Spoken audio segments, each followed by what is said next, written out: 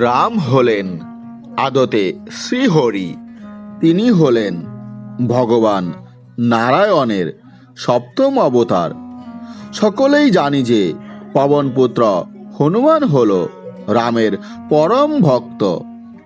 বজরংবলী হলেন ভগবান শিবের 11তম রুদ্র অবতার। রামের প্রেমে এমনই মগ্ন ছিলেন বজরংবলী যে নিজের বুক চিরে দেখিয়েছিলেন রাম নাম লেখা শব্দাক্ষর।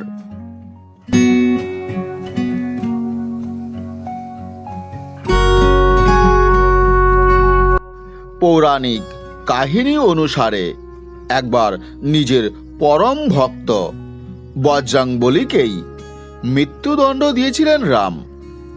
একটা ভুলের কারণে বজরংবলীর বুকে ব্রহ্মাস্ত্র নিক্ষেপ করেছিলেন তিনি।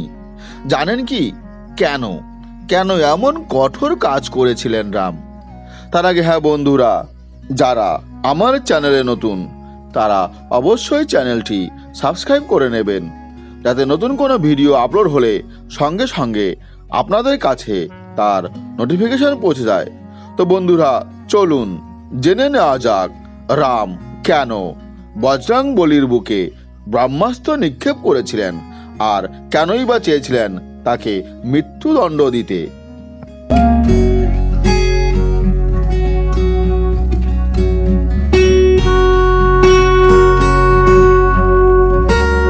পৌরাণিক কাহিনী অনুসারে একবার রামচন্দ্রের সভায় দেবঋষি নারদ, বশিষ্ঠ, বিশ্বামিত্র ও মহান ঋষিদের মিলন সভা হয়েছিল।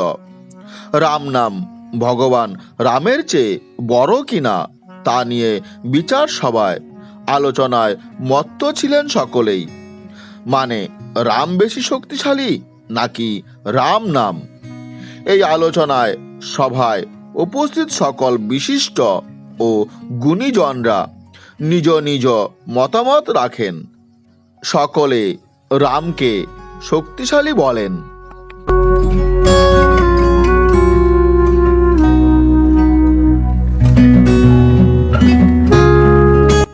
আচমকা নারদ মুনি বেঁকে বসেন।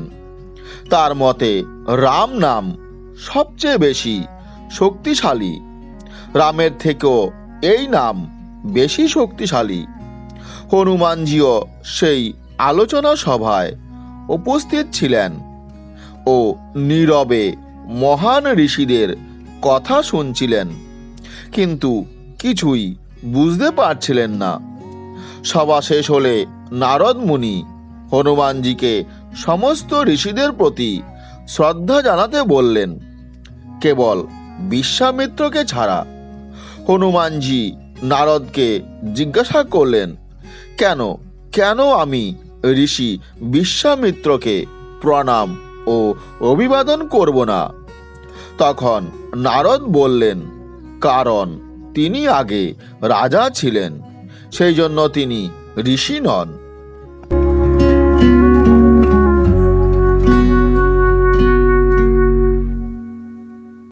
হনুমানজি নারদের কথা মতো সমস্ত ঋষিদের সম্মান করেন, কিন্তু বিশ্বামিত্রকে উপেক্ষা করেন। নিজের অপমান সহ্য করতে পারেননি বিশ্বামিত্র। রেগে গিয়ে ঠিক করেন তিনি এই অপমানের জন্য বজরংবলীকে শাস্তি দেবেন। তাই তিনি অপমানের বিচার চাইতে রামের কাছে যান। রাম ঋষি বিশ্বামিত্রকে তার শাস্তির জন্য সিদ্ধান্ত নিতে বলেন। তখন কৌশলে ঋষি বিশ্বামিত্র বজরংবলীর মৃত্যুদণ্ড কামনা করেন।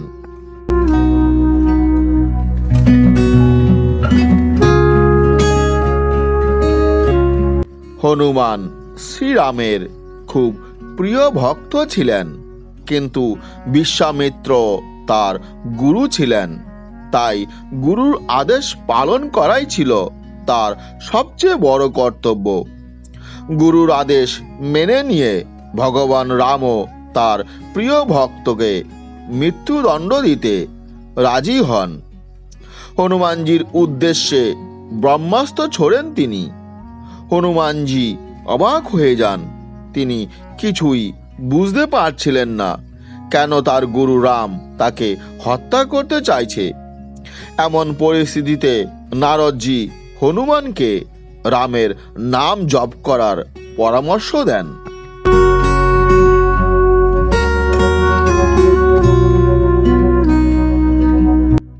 যখন রাম হনুমানজির উদ্দেশ্যে ব্রহ্মাস্ত্র ছোড়েন, তখন বজরংবলী একটি গাছের নিচে বসে রাম নাম জপ করতে শুরু করেন। রাম নাম জপ করতে করতে তিনি রামের সুরে এতটাই মগ্ন হয়ে যান যে গভীর ধ্যানে চলে যান। ভগবান রাম যখন হনুমানকে লক্ষ্য করে ব্রহ্মাস্ত্র ছোড়েন, বজরংবলীর শরীরে সেই ব্রহ্মাস্ত্রের কোনো প্রভাবই পড়ে না, কেননা তিনি রামের ভক্তিতে মগ্ন ছিলেন। নিজের তীর ব্যর্থ হতে দেখে শ্রীরাম হাসলেন। বুঝতে পারলেন নিজের ভক্তের তিনি কিছুই ক্ষতি করতে পারবেন না।